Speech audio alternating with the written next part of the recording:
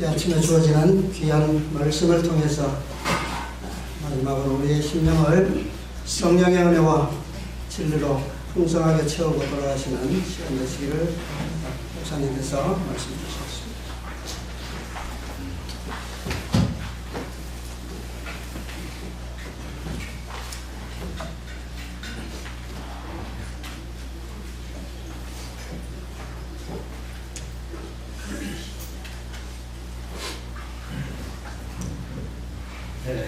잘 주무셨습니까?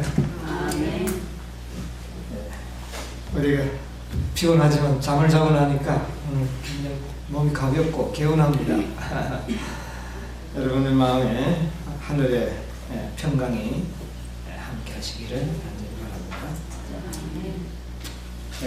오늘 아침에도 우리 또 하나님께 좀 우리의 앞날을 좀 물어봐야 될 것 같습니다.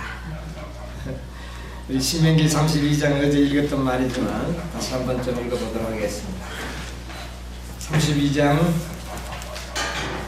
7절 옛날을 기억하라. 역대의 연대를 생각하라. 내 아비에게 물으라. 그가 내게 설명할 것이요. 내 어른들에게 물으라. 그들이 내게 이르리라. 옛날을 기억하라. 우리가 지난 과거의 모든 하나님의 우리를 인도하신 그 은혜를 잊어버리는 것 외에는 두려워할 것이 없다. 잊어버리지 않기 위해서는 뭐를 자주 생각을 해야 되겠습니까? 옛날을 기억하라. 뭐 캐캐 먹은 그런 옛날을 기억하는 것이 아니라 하나님께서 나를 어떻게 인도하셨으며 또 우리의 믿음의 조상들을 어떻게 인도해 오셨는지를 우리 기억해야 되겠습니다. 그리고 역대의 연대를 생각하라. 하나님의 그 모든 인도하심의 구속의 경륜들을 우리가 생각을 해야 합니다. 내 아비에게 물으라. 여러분, 우리는 신세대들은 상당히 보면 이 부모를 무시하는 경향이 있어요. 그러나 우리는 누구에게 물어봐야 되겠습니까? 아비에게 물어보라. 그들이 너희에게 설명할 것이다. 여러분, 나이를 먹어보니까 그냥 먹는 것은 아닌 것 같아요. 하나님이 우리에게 가르쳐 주시는 지혜를 나이를 먹어보니까 조금씩 배워가는 것 같습니다. 믿지 않는 사람도 마찬가지지만 우리 하나님을 믿는 백성들은 더더욱 그런 것 같습니다. 자, 우리 이사야 45장에 있는 말씀을 또 들어보도록 하겠습니다. 이사야 45장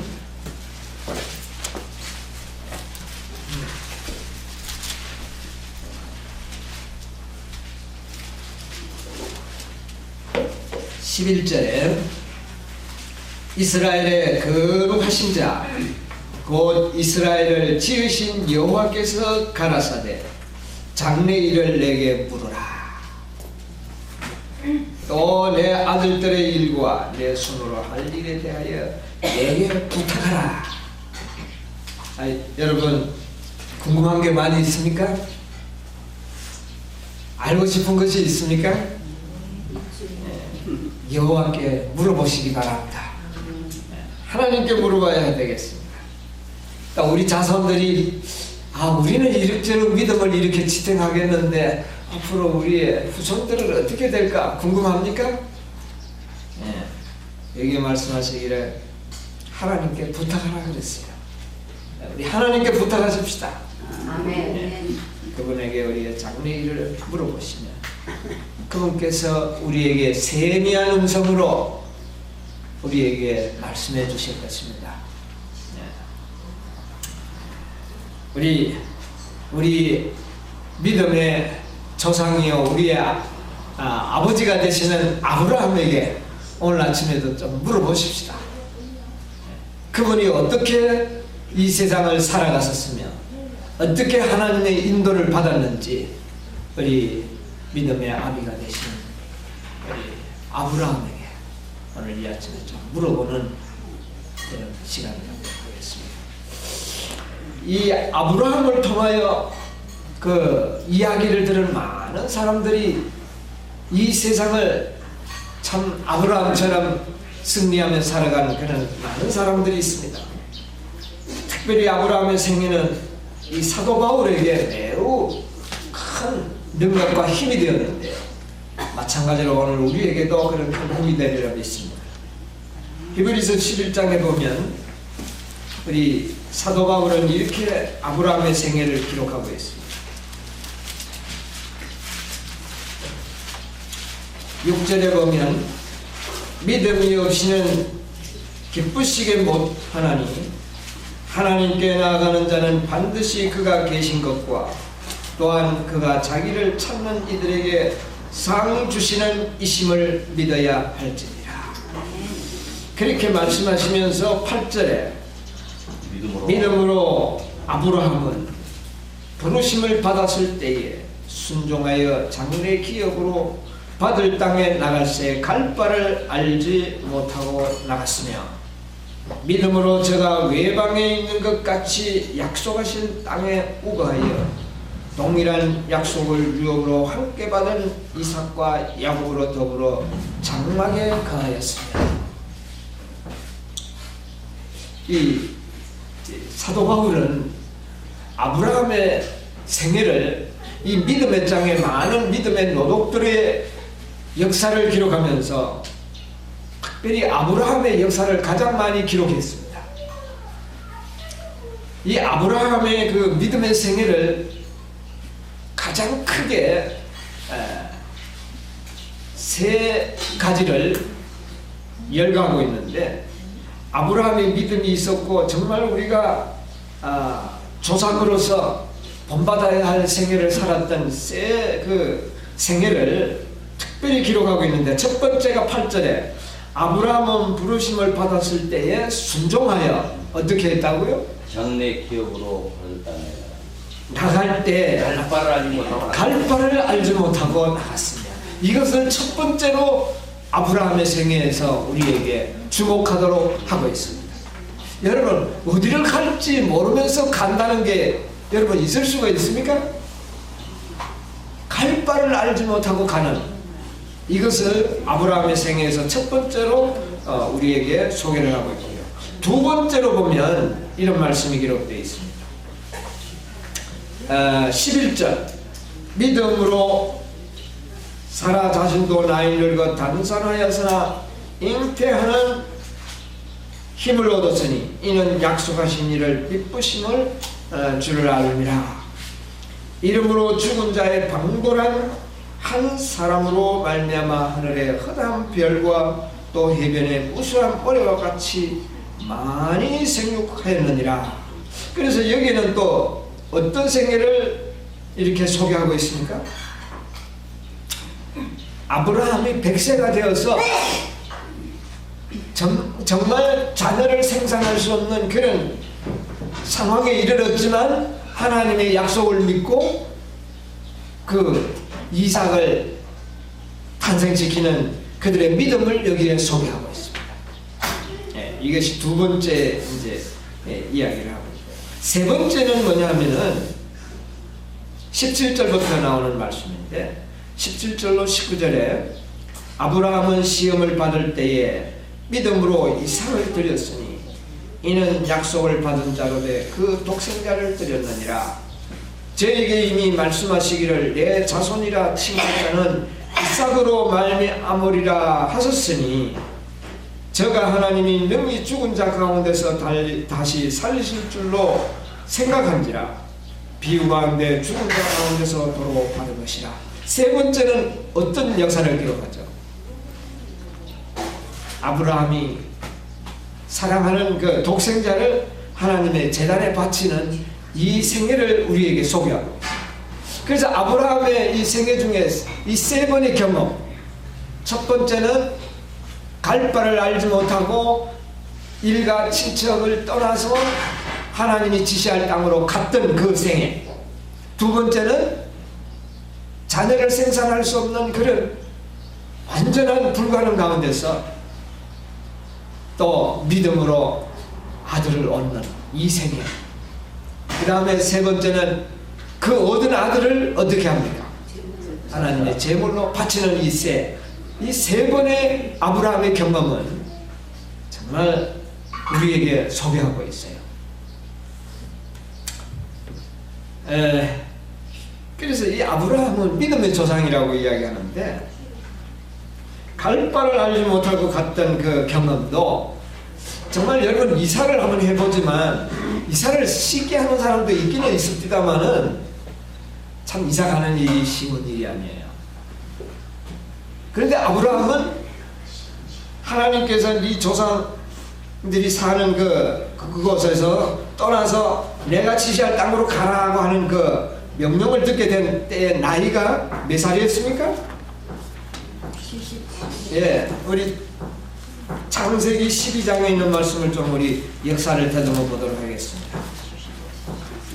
12장 1절 2절에 보면 여호와께서 아브라함에게 이르시되 너는 내 본토 친척 아비 집을 떠나 내가 내게 지시할 땅으로 가라. 그렇게 할 때 나이는 4절에 보면 그 나이가 75세였더라. 그렇게 이야기를 합니다. 우리가 이미 잘 알지만 아브라함 시대만 하더라도 75세는 젊은 나이가 아닙니다. 예, 고향에 다시 돌아와야 하는, 저도 이렇게 나이가 이렇게 좀 들어보니까 이제 어디 다니는 것이 참 힘들어요. 좀 한 곳에 아늑한 한 곳에 초가상간이라도 지어서 한 곳에 안주하고 싶지, 그렇게 다니고 싶은 마음이 옛날에는 좀 있었는데 이제는 그런 마음이 없어요. 예. 옛날에는 여행도 좋은데 이제는 뭐 여행도 귀찮은 여행, 힘든 여행은 가고 싶지가 않아요. 그만큼 이 평안하는 육체나 마음으로 평안하기를 참 바라는 그런 마음이 생기는데, 아브라함은 이제 75세가 되어가지고 하나님께서는 이 본토 아비 집을 떠나서 내가 지시할 땅으로 가라 이렇게 이야기하는데, 이 가는 일이 그렇게 쉽지 않습니다. 그런데 여기는 그렇게 이야기했지만은 사도 바울은 갈 바를 알지 못하고 어떻게 해요? 갔다. 그렇게 이야기를 하고 있어요. 이 아브라함이 살던 도시 이름이 뭡니까? 갈대하고. 네, 갈대 우르라. 그 우르라고 하는 그 나라, 그 소왕국인데요. 갈대아 지방의 그 우르 왕국이 얼마나 그 살기 좋은 도시였는지 모릅니다. 고고학자들이 아브라함이 살던 그 우르 도시를 개발을 했는데 무엇을 발견했는지 아십니까? 오늘 우리보다 더 문화생활을 했다는 걸 알 수 있어요. 이 하수도와 상수도가 되어 있고 또 수세식 변소가 만들어져 있는 그런 아주 문화도시였습니다. 저택에서 살았습니다. 아브라함은 가난한 사람이 아니었어요. 이 구약시대의 하나님의 축복은 물질적인 축복이 함께 했기 때문에 옛날에 그 구약시대의 하나님 백성들이 다 잘 살았어요. 그런데 그렇게 아주 큰 저택에서 평안하게 살던 아브라함을 이제 나이 늙어서 그 고향을 떠나서 내가 지시할 땅으로 가라 그렇게 했는데, 그때 이후로 아브라함은 어떤 생활을 살았느냐면은 장막 생활을 살게 됩니다. 장막이 뭡니까? 집 짓고 사는 겁니까? 뭐 하고 사는 거? 천막 생활을 살았다는 거예요. 여러분 2박 3일 여기 와가 있으니까 참 편안하지만은 어디보다는 못한 것 같아요. 여러분 집보다는 아무래도 불편하죠. 아브라함이 그렇게 저택에 살다가 이제는 어디를 가야 뭐 지정된 장소가 없어요. 물론 가나안 땅인 줄 알았어요. 근데 가나안 땅 어느 도성에 가서 살아라, 어디에 살아라 이렇게 지정해 주는 것도 아니에요. 그냥 가나안 땅으로 방향만 가르쳐주고 가라 그런 거예요. 아브라함은 자기가 혼자 가는 것도 아닙니다. 자기 식구들, 종들, 뭐 약간의 일가 친척들 함께 가는데 상당히 많은 식구들이 가는데 어디에 가서 장막을 쳐야 될지 어디에 가서 살아야 될지 전혀 지시하는 것이 없고 다만 어디에 향하여 가라. 지시할 땅은 바로 가나안 땅이에요. 그건 가르쳐줬어요. 가나안 땅에 가라. 그럼 어디에 살 걸 이야기하죠. 그냥 좀 가나안 땅을 향해서 방향만 보고 가는 것. 여러분, 그런 이사를 가는 일이 쉬운 일입니까? 도대체가 말도 안 되는 이야기라고 이야기할 겁니다. 그런데 아브라함은 갈 바를 알지 못했지만 일단 하나님의 말씀이 있었기 때문에 자기 고향 친척 집을 어떻게 하는 겁니까? 떠나는 겁니다. 이게 믿음이라는 거예요. 정말 대단한 거예요. 그래서 떠나가는데 그날 이후로는 아브라함은 죽을 때까지 어떤 생활을 합니까? 장막 생활을 합니다. 천막 생활을 합니다.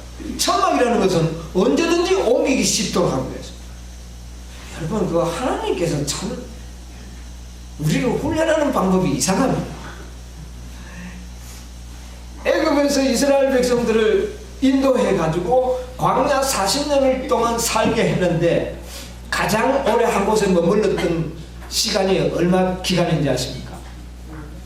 얼마 동안 가장 한 곳에 오래 머물렀는지 아세요? 시내산에서 얼마 동안? 1년입니다. 1년.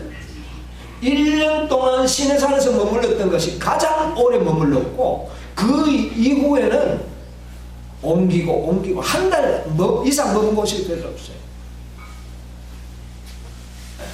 계속 옮겨 다닌 거예요. 자, 그러면 40년 동안 얼마나 자주 옮겼겠습니까? 옮길 때마다 쉬운 일이에요? 그게 쉬운 일이 아닙니다. 예. 그런데 아브라함의 생애도 그랬어요. 계속 그 가나안 땅에 갔지만은 가나안 땅에서의 그 아브라함의 생애가 순탄하지가 않았습니다.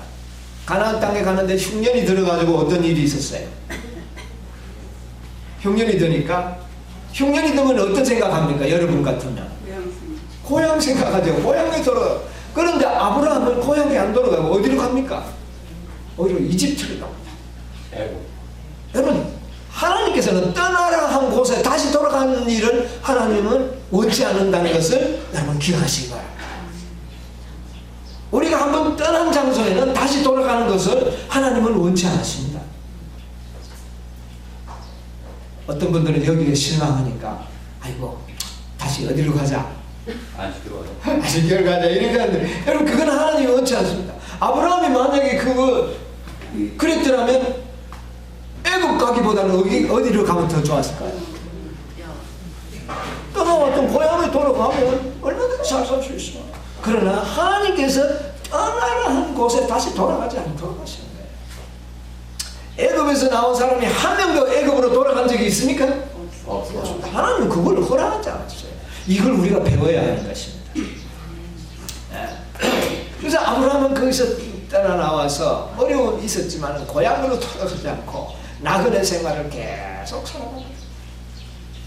여러분, 이것이 믿음이 없이는 참 힘듭니다. 일평생을 장막 속에서, 여러분 우리 장막 집회 해보니까 한 2, 3일은 좋아가지고 막 이렇게 하지만 한 일주일 좀 지나니까 어떻습니까? 아이고 막 빨리 집에 갔으면 싶은 생각이. 그런데 아브라함은 일평생을 그렇게 살아갔다는 것이죠. 그러나 그는 한 번도 하나님을 원망하지 아니하고 그 하나님의 인도하심을 그대로 순종하며 살아갔던 그 생애를 사도 바울은 우리에게 제시하고 있습니다. 그래서 그 생활 자체를 뭐라 그러냐면 나그네 생활이라 그래요. 나그네 생활, 더 나은 본향을 삼아. 여러분, 우리는 지금 생활이 어떻습니까? 나그네 생활 맞습니까? 아니에요. 우리는 나그네 생활 안 합니다. 우리는요, 집 짓고 살지 않습니까? 집 짓고. 여러분, 집을 가지고 있지 않습니까? 그건 나그네 생활이 아니에요. 또, 저도 빚은 했지만 전세집에 살고 있거든요. 이건 나그네 생활 아니에요. 돌아갈 집이 있어요. 그런데 아브라함은 집이 없고 뭡니까? 천막입니다. 천막. 언제든지 옮겨야 돼요. 자, 우리의 육신 생활은 나그네 생활이 아닙니다. 우리가 육신이 무슨, 또 그 다음에 우리는 지금 다 도시의 도성에 살고 있잖아요. 어떤 사람은 서울시 도성, 또 어떤 사람은 부산, 어떤 분들은 또 광주, 그 도시의 행정에 보호를 받고 살지 않습니까? 그렇죠? 우리 다 보호받고 있습니다. 대한민국이라는 땅에서 뭐 행정구역 속에서 도시 속에서 우리 다 시민권을 가지고 보호받고 살고 있습니다. 그렇죠? 나그네 인생 아니죠. 근데 뭐가 나그네 인생입니까? 영적으로 나그네 인생입니다. 나그네 인생은 언제든지 옮겨 다닌다는 의미를 가지고 있거든요. 근데 우리가 본의 아니게 자꾸 옮겨 다니고 있죠. 우리가 옮겨 다니고 있습니다. 이게 무슨 인생입니까? 이게 나그네 인생이야. 영적으로 나그네 인생을 살고 있어요. 그래서 우리가 이 아브라함의 생애 속에서 우리는 영적으로 한 곳에 너무 안주하려고 하는 이 자체가 하나님의 섭리가 아니라고 하는 겁니다. 물론 아브라함도 살고 한 곳에 살고 싶었지만 뭐가 오니까, 흉년이 오니까 어떻게 합니까? 옮겨가야 되지 않습니까? 또 그 어디 가서 좀 언체가 사니까 너희들 또 가라 그러니까 또 가야 되고, 이래서 본의 아니게 자꾸 이사를 하는 생애를 누가 살았어요? 아브라함이. 자기는 한 곳에 살고 싶은데 환경이 그렇지가 못했습니다. 뭐 같이 사는 이방 족속들이 처음에는 같이 살자고 해놓고 나중에는 어떻게 합니까? 떠나가라고 그러고 또 흉년이 들고 뭐 여러 가지 이유들 때문에 한 곳에 살지 못하도록 했어요. 여러분, 우리의 영적인 생활이 그렇다는 말입니다. 우리가 줏대가 없어가지고 여기 갔다 저기 갔다 하는 게 아니라 우리의 환경의 삶이 그곳에 머무를 수 없는 상황으로 하나님께서 우리를 인도하셨다는 사실.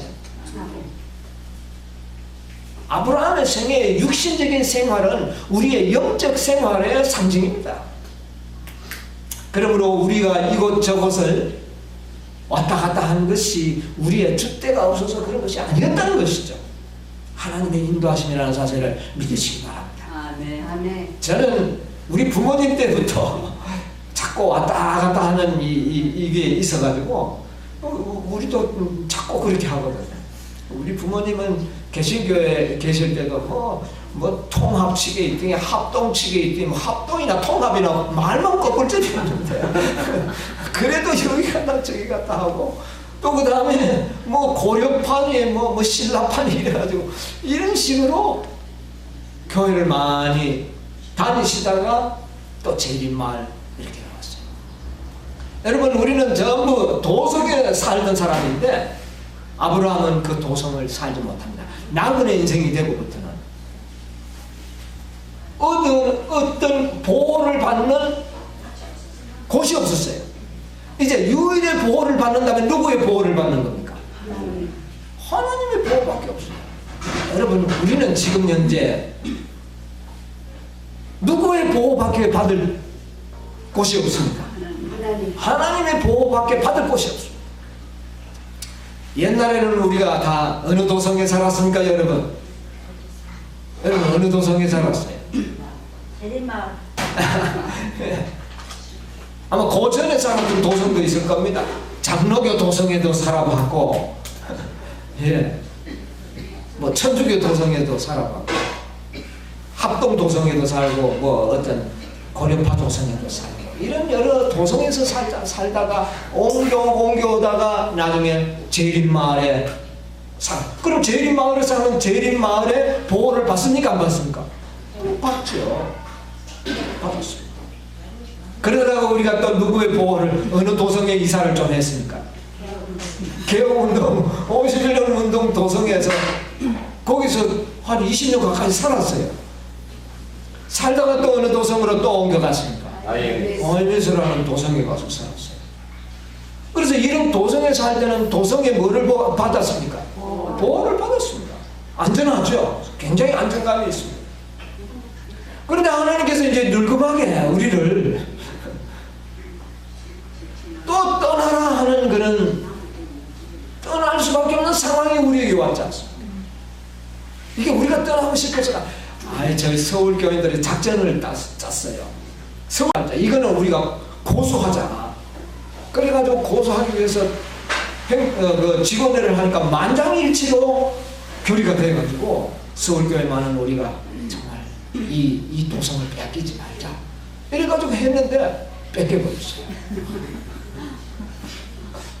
몇 번 이렇게 고소를 하니까 그들이 그만 막 이렇게 잡아가지고 땡겨가지고 밀어내는데 더 이상 고소할 수도 없어요.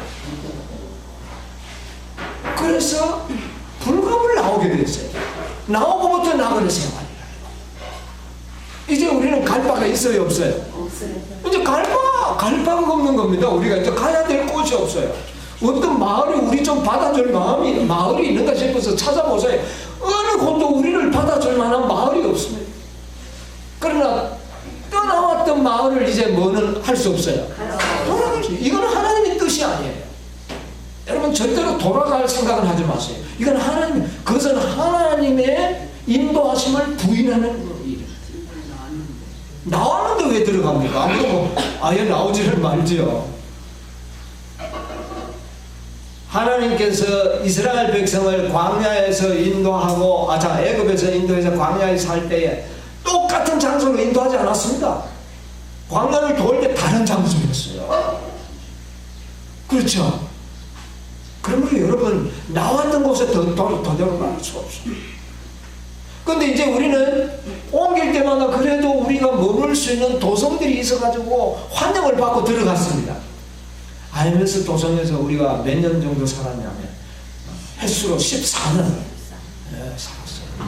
근데 이제 우리가 거기도 못 있고 우리가 이렇게 됐어요. 이제 우리가 갈 곳은 우리가 받아줄 수 있는 도성이 어디 있습니까? 이거 그게 없으니까 사람들이 다 불안하게 하는 겁니다. 목사님 이제 우리 대청에도 없고 어떻게 합니까? 이제부터 우리는 누구의 경험을 하게 되는 겁니까? 진짜 아브라함의 경험을 하게 되는 겁니다. 진짜 지금부터 우리는 이제 믿음을 배워야 합니다. 이제 뭐만 보고 따라가는 거죠. 떠나라 했으니 떠나는 것뿐입니다. 떠나라 하신 분이 떠나라고 하신 분이 이게 책임질 겁니다. 이제는 그렇지 않습니까? 네. 우리가 떠난 것이 아니라 떠나라고 해서 떠났기 때문에 이제는 떠나라고 하신 그분이 우리를 인도하실 것을 믿어야 합니다. 아멘. 그분이 우리의 장래를 뭐 할 것을요? 책임져 주실 것이라고는 믿음을 가지고 살아갔어야 돼요. 아멘. 이 믿음이 누구의 믿음인지 아십니까? 아브라함의 믿음이라. 이제 제대로 우리가 믿음을 배우는 시작이 됐다는 말입니다. 누구 보호해 주는데 사는데야 뭐 그거 가지고 뭐가 어렵겠습니까? 네. 하나님께서 우리를 책임지실 것입니다. 왜? 떠나라고 하셨기 때문에. 아브라함은 그 믿음을 가지고 인생을 살아갔습니다. 떠나고.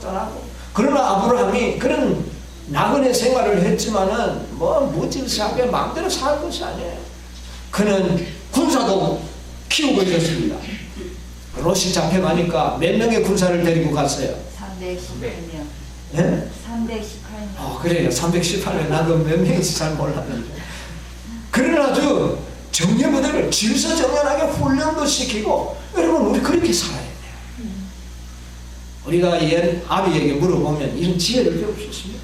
앞으로 우리가 비록 도성 안에서 어떻게 이렇게 살지는 못하지만 우리 나름대로 상당히 질서 있는 생활을 살고 조직되고 정예부대를 만들어서 위급한 상황에는 롯과 같은 어떤 위급한 상황에 누가 봉착한다면 가서 그들을 구해낼 수 있는 군대를 조직하는 이런 지혜를 우리는 가질 필요가 있다고 생각합니다.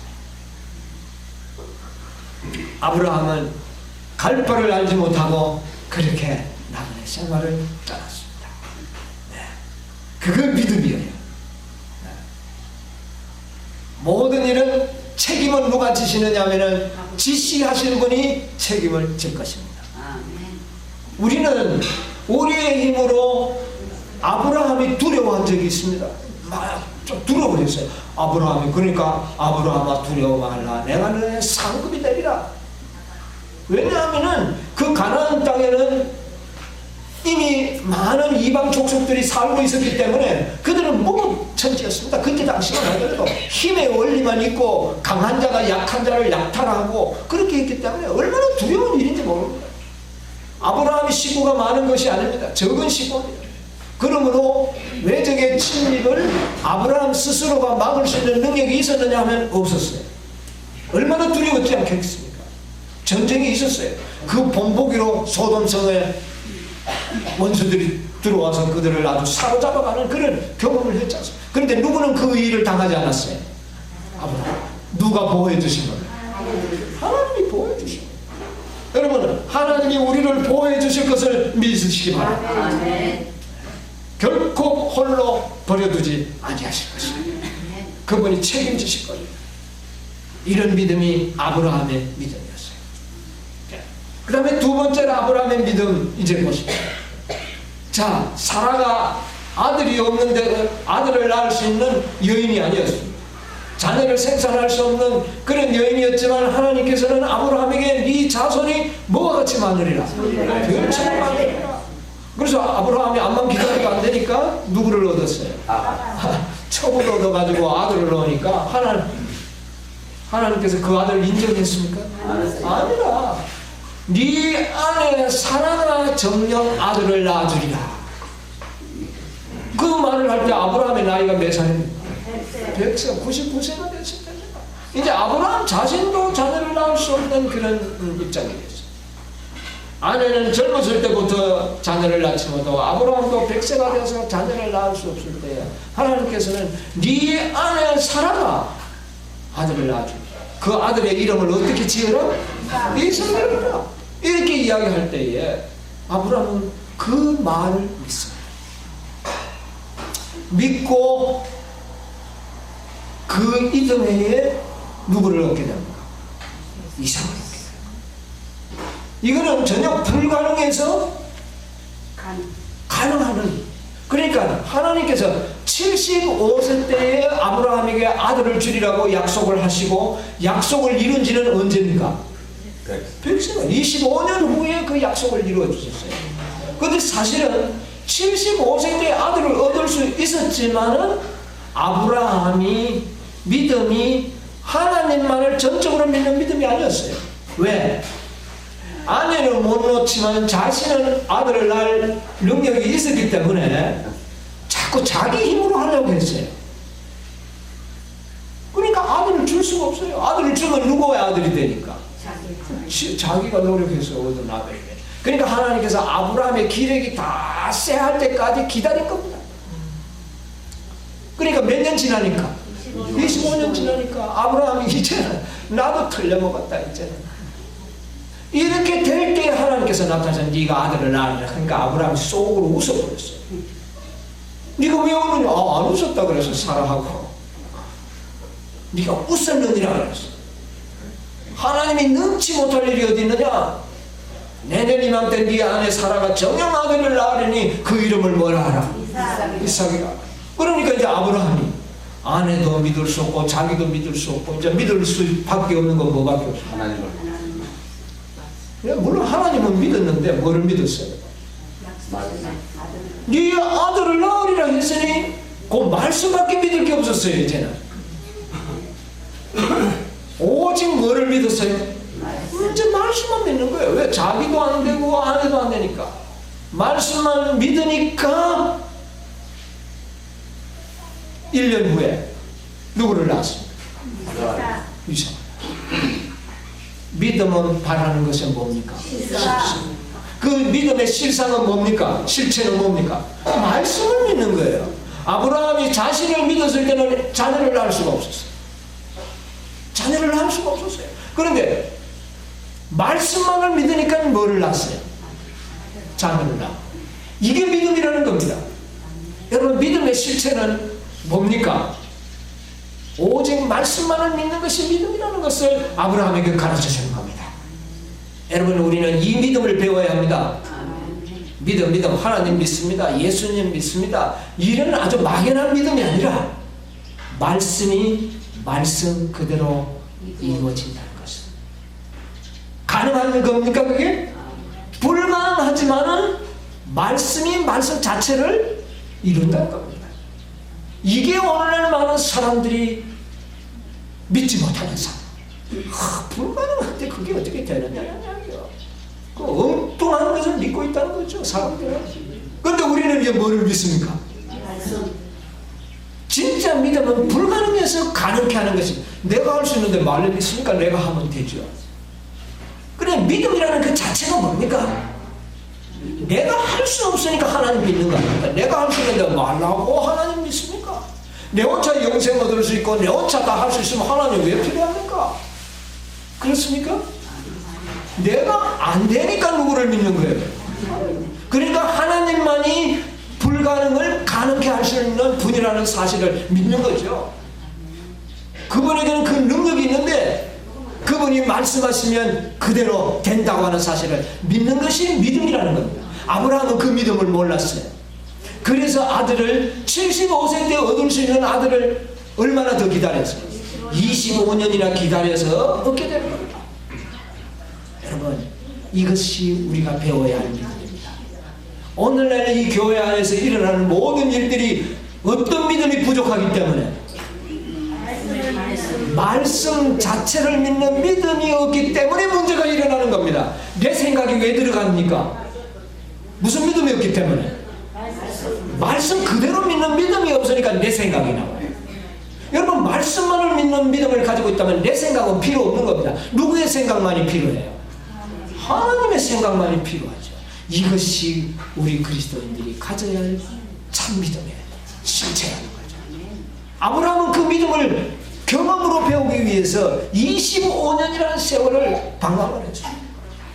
25년 후에 하나님께서 말씀하신 약속 그대로 이루어지는 것을 봤을 때 아브라함은 이야, 하나님의 말씀은 말씀 그대로 어떻게 해요? 이루어지는구나. 불가능할 때 가능하게 하시는 분이 하나님이시구나. 그러므로 전적으로 1%도 자신을 믿지 말고 100% 누구를 믿는 믿음? 하나님의 말씀을 믿는 믿음을 가질 때에 그게 진짜 믿음의 사람이구나. 이것을 배웠던 분이 누구냐면 아브라함이었습니다. 여러분, 아직도 내 생각이 나오고 내 생각에는 한 것은 뭐가 없기 때문에 그렇습니까? 내 속에 하나님의 말씀이 없으니까 내 생각이 나오는 겁니다. 그렇습니까? 많은 사람이 내 생각 자꾸 이야기해요. 그 속에는 하나님의 말씀이 없을 때는 누구 생각이 나와요? 내 생각. 그러므로 여러분이 성경을 연구해야 됩니다. 성경 속에는 우리 인간들의 모든 문제들이 다 준비되어 있습니다. 먹고 사는 문제 성경 속에 있습니다. 모든 장래 문제들이 다 여러분 성경 속에 있습니다.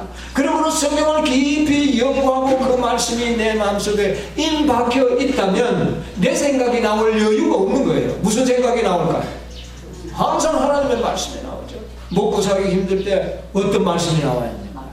공중에 나는 참새를 대번에 나오지 않습니까? 네. 아침에 이해도 살고 안 해도 살려라 그러는데 사실은 하나님께서 다 준비해 놓으신 거예요. 아브라함은 그렇다고 해서 우리가 무책임한 인간이 되라는 것이 아니죠. 우리는 절대적인 하나님의 신뢰하는 마음 가운데서 말씀대로 순종하며 살아갈 때에 모든 문제는 다 해결된다고 할 수 있습니다. 이것이 아브라함이 배웠던 믿음입니다. 이것을 오늘 우리들이 배워야 할 믿음이라는 거죠. 여러분이요, 하나님의 말씀 그대로 이루어집니다. 오히려 불가능한 일이 많이 생긴다는 것은 하나님의 능력을 경험할 수 있는 많은 기회를 얻게 됩니다.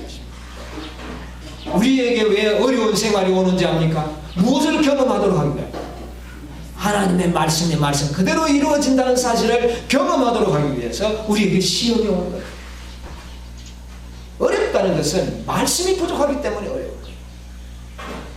무슨 말인지 이해하십니까? 하나님의 말씀이 우리 마음 가운데 충만히 거하시면 세상이 감당할 수 없는 사람이 되어버립니다. 사도 바울 보세요.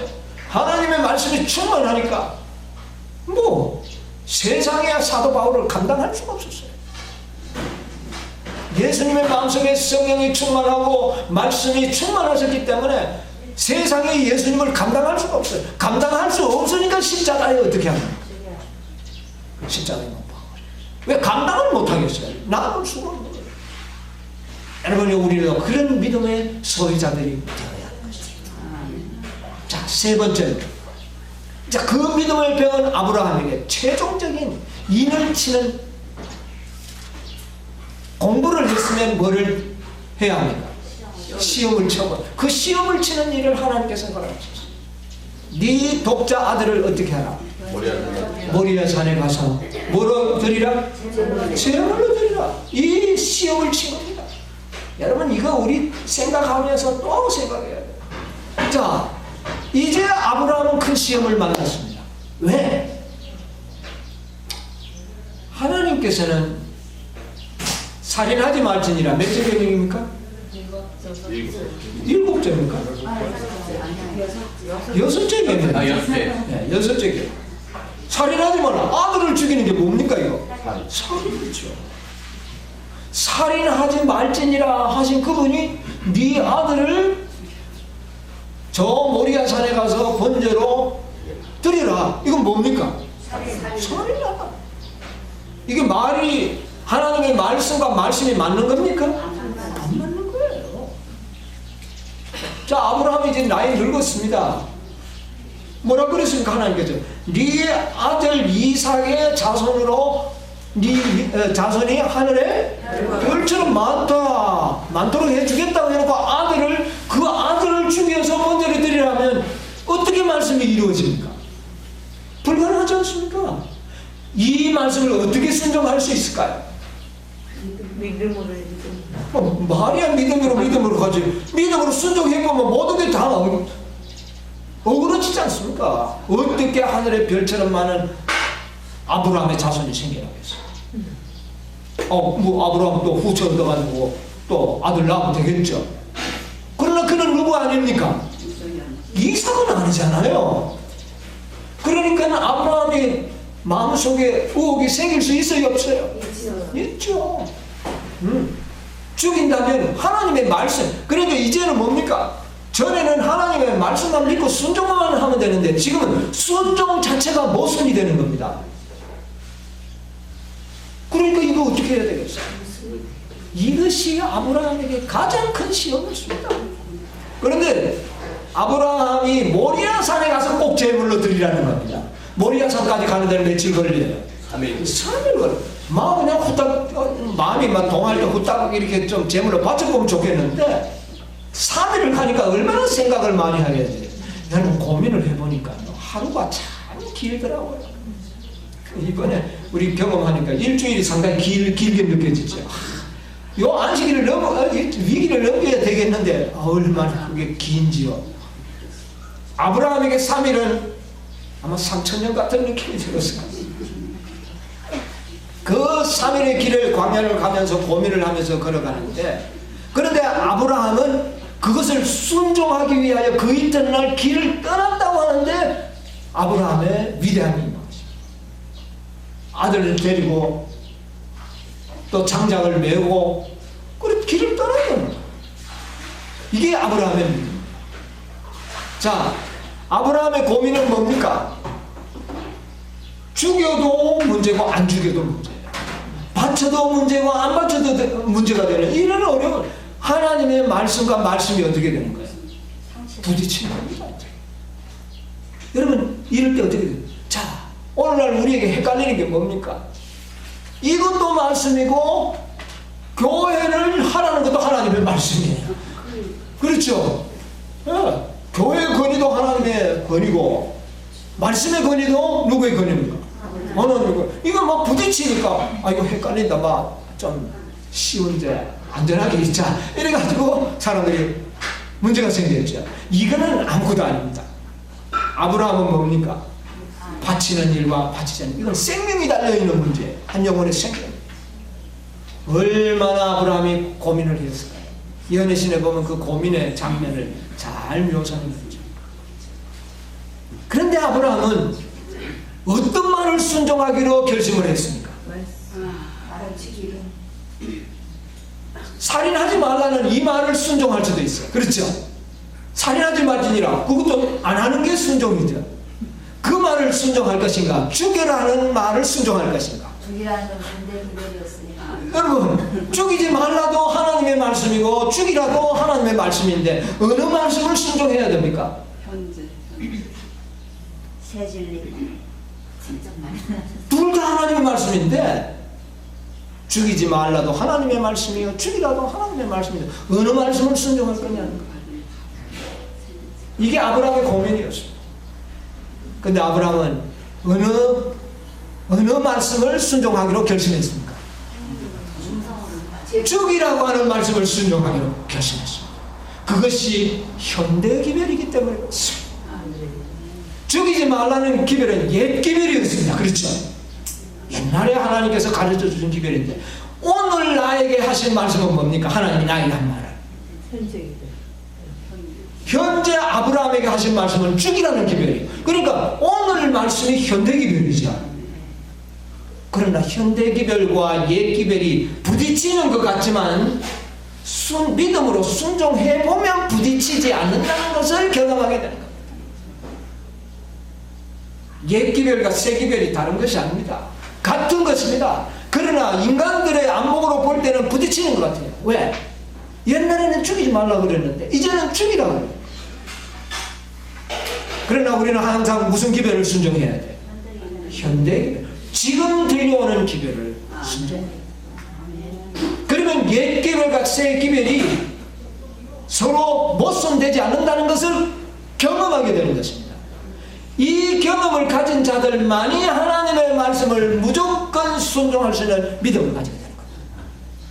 만약에 이걸 순종하지 않는다면 결코 하나님의 말씀을 순종할 수 없습니다. 우리는 이 아브라함의 세 번째 경험을 할 수가 없다 그 말입니다. 뭐를 하지 않으냐? 현대 기별을 순종하지 않는다면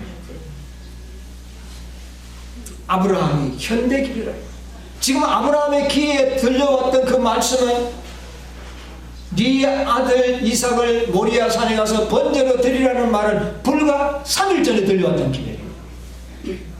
3일 길을 걸고 갔는데 가다가 보니까 모리아 산이 보입니다.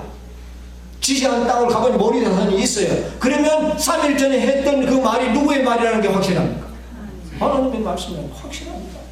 그러므로 그는 과거에 살인하지 말지니라는 그런 기별을 주셨지만 그는 현대 지금 자신에게 하나님께서 허락하신 그 기별을 순종하기로 결심을 하고 아브라함은 이삭을 칼로 어떻게 하려고 그랬습니까?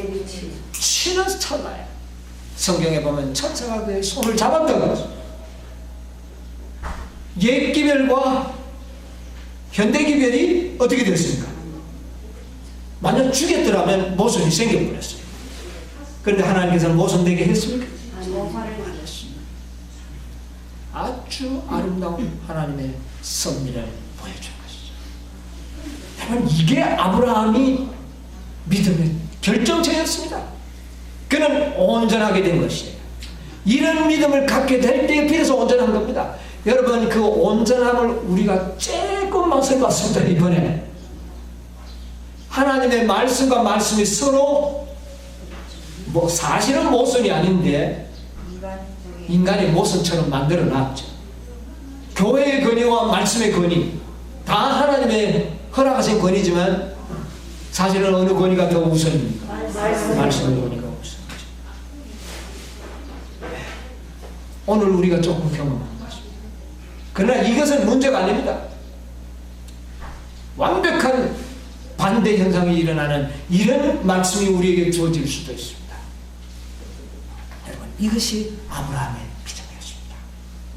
여러분 이 믿음을 우리는 다 소유하시게 되길 바랍니다. 하나님의 말씀은 모순되는 것 같지만 순종해 보면 뭐 하지 않다는 것을 모순되지 않다는 사실을 순종한 사람만이 깨닫게 됩니다. 이것은 이론으로는 깨달을 수가 없는 겁니다. 이것이 믿음으로 말미암는 의의 결정판입니다. 여러분 하나님께서는 이런 과정을 통하여 아브라함이 배운 게 뭔지 아십니까? 그 세 번째 시험을 통하여 배운 게 뭔지 아십니까? 하나님의 사랑이 이거구나. 믿음으로 말미암는 의의 결정과 목적은 하나님의 사랑을 깨닫도록 하는 것입니다. 왜 아브라함이 하나님의 사랑을 깨달았는지 아십니까? 3일 동안 가면서 그 사랑하는 아들을 죽일 것을 생각하니까 아버지의 마음이 타들어간 겁니다. 얼마나 가슴이 아팠겠습니까? 그러나 그는 누구를 위하여? 하나님의 말씀을 순종하기 위하여 죽어야 하는데, 그것은 누구보다도 누구를 더 사랑하지 않을 때는 이삭보다도 누구를 더 사랑하지 않을 때는 하나님을 더 사랑하지 않는다면 순종할 수 없는 그런 일이었습니다. 그래서 그는 자기 아들을 희생하고 하나님을 섬기는 그런 결정을 했는데, 나중에 보니까 그게 뭡니까? 하나님이 아브라함을 구원하기 위하여 하나님의 독생자 예수 그리스도를 너를 위하여 희생하겠다고 하는 상징을 보여준 것이 아닙니까? 네가 네 아들을 나에게 바칠 때 가슴이 아팠지? 나도 너를 위하여 내 아들을 이 세상에 보내어 십자가에 죽게 할 때 나의 가슴도 아팠다는 사실을 아브라함에게 깨닫도록 하기 위해서 그렇게 한 겁니다. 예언의 그렇게 기록했지 않습니까? 내가 아들을 세상에 보내는 일을 하나님은 불가능이 없으시고 능치 못할 일이 없었지만, 하나님이 아들 독생자를 세상에 보내시는 일만큼은 쉬운 일이 어째요? 아니었다는 것입니다.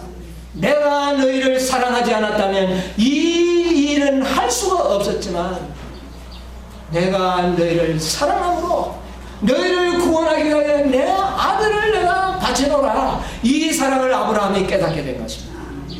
믿음으로 말미암는 의의 기별은 바로 하나님의 사랑을 깨닫도록 하는 기별입니다.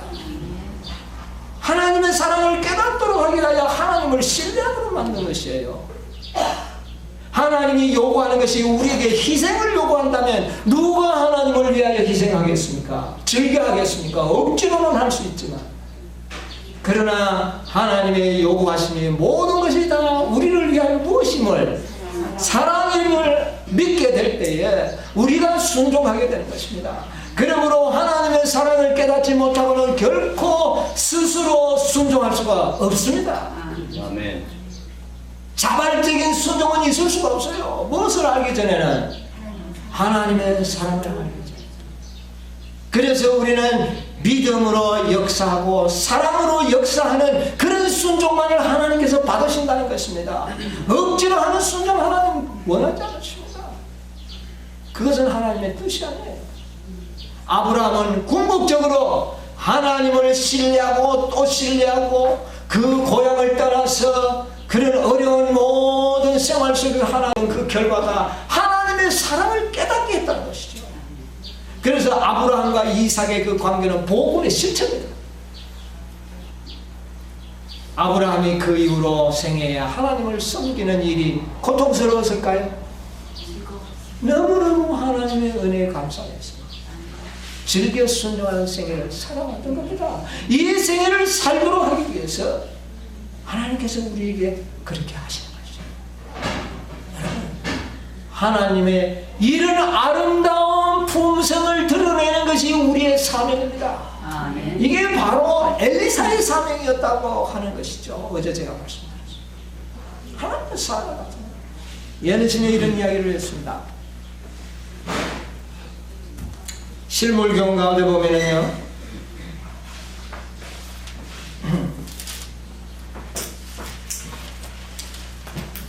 실물경은 415페이지 가운데 보면 이런 말씀이 있습니다. 15페이지 밑에서 대쪽 줄에 보면 여섯째 줄, 이 세상을 덮고 있는 어두움은 하나님께 대한 오해의 무엇이다? 어두움이다. 사람들은 하나님의 품성에 대한 지식을 잃어버리고 있다. 하나님의 품성은 잘못 이해되고 그릇 해석되고 있다. 이러한 때 하나님께서 주신 기별이 전해져야 한다. 무슨 기별입니까? 하나님의 품성에 자비의 기별이 전해져야 한다. 이 기별은 광범위한 감화력과 구원의 능력을 가지고 있다.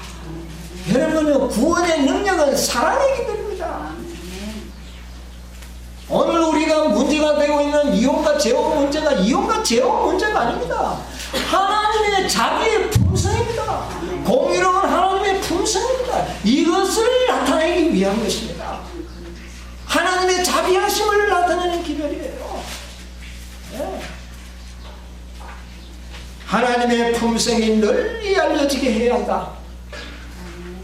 이 어두운 세상에 하나님의 영광의 빛, 곧 그분의 인자와 긍휼과 진리의 빛을 비추어 주어야 한다. 여러분, 우리가 이 세상에 나타내야 할 진리는 인자와 긍휼과 동정의 기별입니다. 어제도 말씀드렸지만 하나님의 공의의 모든 행위는 하사엘이나 예후가 해야 할 일들이에요. 우리가 할 일이 아니에요.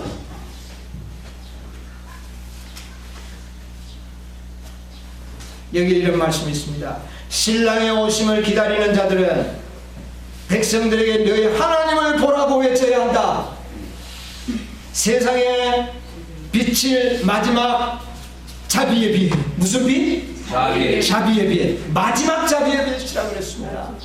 마지막 자비의 길, 곧 세상에 전파되어야 할 마지막 긍휼의 기별은 하나님의 사랑의 품성을 드러내는 일이다.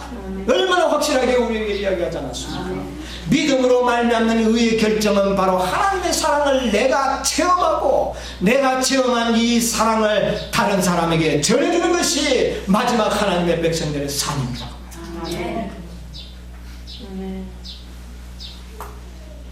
하나님의 자녀들은 하나님의 영광을 드러내야 한다. 그들은 저희의 생애와 품성을 통하여 저희를 위하여 행하신 하나님의 은혜를 나타내야 한다. 그러므로 이 은혜를 나타내기 위해서는 믿음이 없이는 불가능합니다. 믿음으로 우리가 경험을 해야만이 이것을 나타냅니다. 이론으로 나타내는 문제가 아니에요. 네. 의의 태양 광선이 선행 곧 진실한 말과 여러분의 말 속에 진실만을 말하게 되기를 바랍니다. 가식적인 것 다 여러분의 마음속에 제거해야 합니다. 세상에는요 가식적인 것 많습니다. 겉모술수가 너무 많습니다. 허들의 인사말이 너무 많습니다. 이런 건 여러분은 이제 앞으로 하지 마세요. 진실되게 하시기 바랍니다. 그래서 우리의 마음, 우리의 입술에는 농담이 사라지는 이유가 바로 거기에 있습니다. 진실돼요. 예. 진실한 말과 거룩한 행실을 통하여 비춰지도록 해야 한다. 아버지의 영광의 광채가 되신 그리스도께서는 영광의 빛으로 이 세상에 오셨다. 그분은 사람에게 하나님을 나타내시기 위하여 오셨다. 예수님께서 인간의 마음을 즐겁게 하기 위하여 가식적인 인사를 한 적이 있습니까? 아니요. 없습니다. 그는 항상 진실이었습니다. 참됐습니다.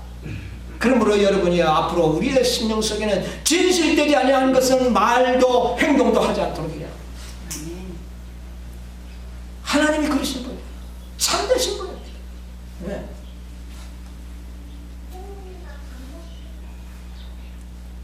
(417페이지) 보면 이런 말씀입니다. 실천은 설교만 하는 것보다는 훨씬 효과적이다.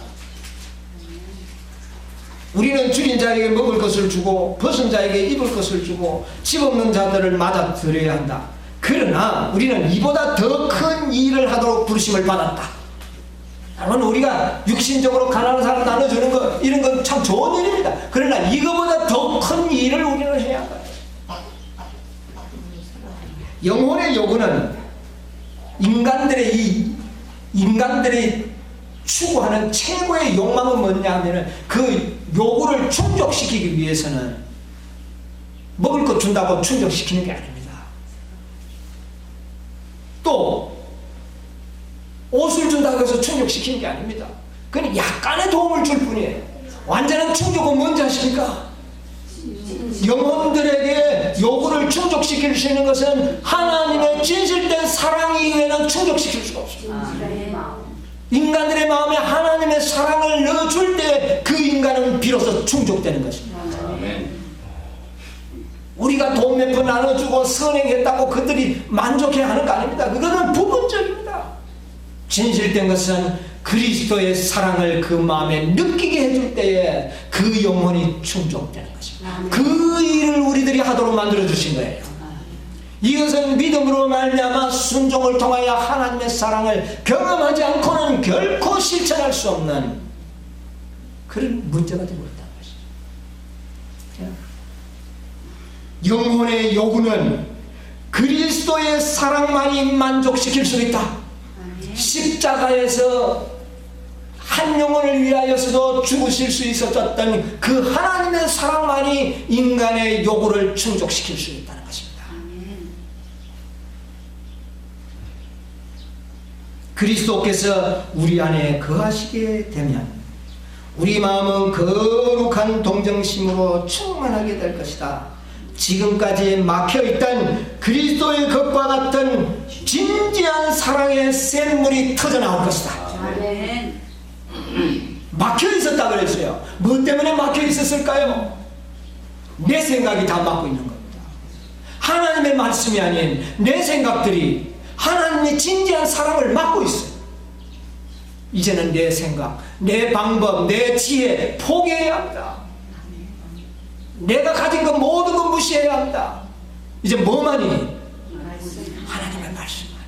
그럴 때에 그리스도와 같은 진지한 사랑의 샘물이 터져나올 것이다. 막아놨을 때 구멍을 뚫어보니까 물이 어떻게 나옵니까? 조금씩 나오다 나중에 어떻게 해요? 폭발적으로 나오죠. 여러분, 우리의 생각이 하나님의 사랑을 그렇게 막고 있는 거예요. 이걸 뚫어야 되는 거예요. 인간의 생각들, 방법들 다 없애버려야 됩니다. 이게 믿음입니다.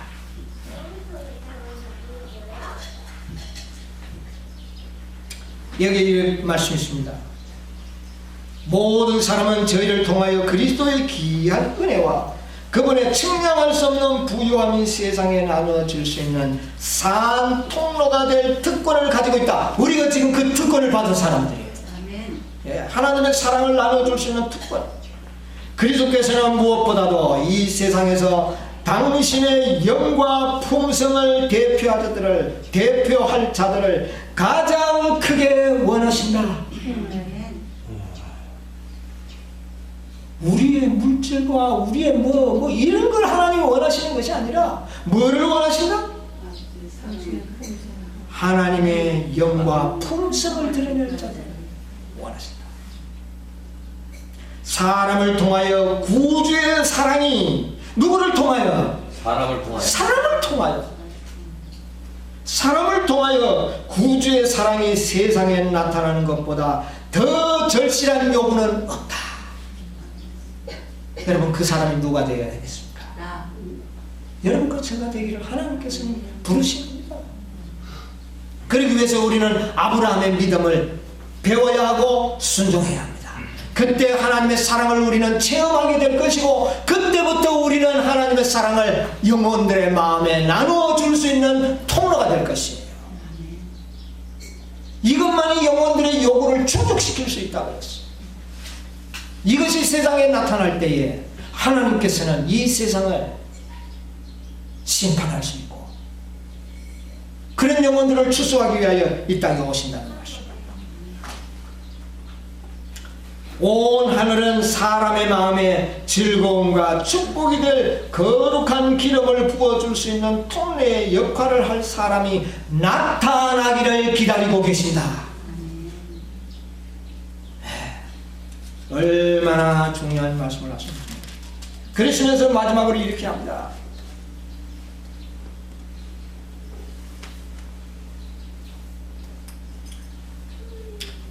복음의 계획의 영광과 충만함과 완전함이 우리의 생활 속에서 완전하게 된다. 사람이 구주를 받아들일 때 완전한 평화와 완전한 사랑과 완전한 확신의 빛을 반영하게 된다. 우리의 생활 속에 나타나는 그리스도의 품성의 아름다운 향기로 하나님께서 진실로 당신의 아들을 이 세상의 구주로 보내셨다는 것을 증거하게 된다. 그리스도께서는 당신을 따르는 자들에게 빛을 비추라고 비추는 일에 힘쓰라고 말씀하지 않으신다. 그분은 말씀하시기를 너희에게 있는 빛을 비추라고 하신다. 만일 그대가 하나님의 은혜를 받았을 것 같으면 빛은 그대에게 있다. 장애물들을 제거하라. 말씀은 우리에게 와가 있습니다. 그런데 빛이 나가지 않습니다. 무엇 때문입니까? 장애물. 그 장애물이 무엇이라고 생각합니까? 아직 내 자신입니다. 하나님만을 믿지 아니하고 누구를 믿고 있는, 자기 자신을 믿고 있는 자기 생각, 자아, 이런 것들이 장애물을 되어가지고 하나님의 빛이 나가지 않는다 그랬어요. 이것만 거두라. 교회적으로 말하면 교회가 가지고 있는 원칙, 교회가 가지고 있는 원칙은 교회의 생각입니다. 교회의 생각이 하나님의 빛을 가로막고 있는 장애물이 되고 있다는 말이에요. 그러므로 하나님의 모든 교회들은 그 원칙을 누구의 생각에 맞춰야 합니까? 하나님의 말씀에 맞춰 나가야 됩니다. 그런데 인간들은 자기가 만든 법을 고집합니다. 누구 말씀보다? 이것이 오늘날 많은 교회들의 문제. 이것이 하나님의 영광이 나타나지 아니하는 이유가 되고 있는 겁니다. 누가복음 15장에 한 마리 잃은 양의 비유가 나오죠. 몇 마리를 들에 두고 99마리를 들에 두고 목자는 누구를 찾으러 나갑니까? 이런 바보 멍청이 같은 목자가 어디 있습니까? 왜 99마리를 들에 놔두고 한 마리를 왜 찾아가느냐고 말이에요. 이런 바보 같은 목자가 어디 있습니까? 내가 주인이라면 그런 목자는 단장이 어떻게 할까요? 이런 목자가 어디 있어요? 그런데 그 목자는 몇 마리를 찾아갑니까? 한 마리를 찾아갑니다. 이 말은 99마리가 중요하지 않다는 말을 아니죠. 그 목자의 마음에는 한 마리도 귀중하다는 겁니다. 한 마리를 위하여도 자신의 생명을 희생할 만큼 귀중하게 보셨다는 데 문제가, 그 사랑이 하나님의 사랑이라는 거죠. 그러므로 여러분이요, 우리는 산술적으로 경제적으로 이렇게 생각하면 안 됩니다. 한 영혼을 위해서 또 이 세상에 예수님은 오셨을 것이다. 그 사랑이 우리 마음에 경험이 되어야 된다. 아멘. 그때에 예수님께서는 이 땅에 오실 것입니다. 그 하나님의 사랑이 이 세상에 나타나기를 하나님께서는 원하시는 거예요. 여러분, 오늘날 우리 교회에 일어나는 모든 문제점들이 이런 사랑을 알지 못하기 때문에 일어나는 문제들입니다. 자기 생각에는 몇 마리보다는 한 마리보다는 99마리가 중요하니까 그까지가 그 대를 위하여 손은 어떻게 돼야 된다. 이거는 극히 인간들의 생각입니다. 하나님의 생각은 그거 아니에요. 99마리를 우리에 둔 것이 아니라 99마리 양을 들에 두고 이 목자는 한 마리를 위하여 찾아 길을 떠나는 그런 목자라고 이야기해요. 이게 바로 예수님의 마음이고 하나님의 마음입니다. 이런 사랑이 우리 모두가 경험하게 될 때에 진실로 영혼을 소중하게 여기는 마음들이 생겨나게 될 것입니다. 진실하게 될 것입니다. 예수님께서 뭐라고 말씀하셨습니까? 지극히 적은 자 하나를 실족하게 하는 자는 연자 맷돌을 그 목에 메고 어디에 가서 죽으라? 바다에 가서 빠져 죽으라. 이것은 얼마나 무서운 말입니까? 이것은 하나님의 사랑을 그렇게 극적으로 표현한 것이에요. 한 영혼의 가치를 천하보다 귀하게 여기시는 그 예수님의 사랑을 이 세상에 전달해야 되는 것이죠. 그러므로 우리에게는 원수가 있을 수가 없고 미움이 있을 수가 없는 거예요. 제 마음에도 막 물컹물컹 미운 마음이 생기고 막 올라와요. 제 마음에 있는 말씀이 그 미운 생각과 부딪혀서 싸우는 일을 많이 경험합니다. 여러분, 우리는 승리해야 합니다. 이길 수 있습니다. 믿음으로. 네. 사랑하시는 여러분, 이제 오늘 모든 집회를 마치면서 진실로 우리는 하나님의 아름다운 품성을 이 세상에 드러내는 그런 산 통로가 되시기를 바랍니다. 아멘. 이제는 내가 아니라 오직 누굽니까? 그리스도만을 여러분을 위하여 살게 되기를 바랍니다. 아멘. 그렇게 될 때 여러분의 생애를 하나님께서 책임지실 것입니다. 여러분, 우리는 갈 바를 알지 못하고 이제 가고 있습니다. 갈 데도 없습니다. 그러나 하나님이 인도하실 것입니다. 믿으시기 바랍니다. 아브라함의 경험을 통하여 아브라함과 같은 믿음을 배우시고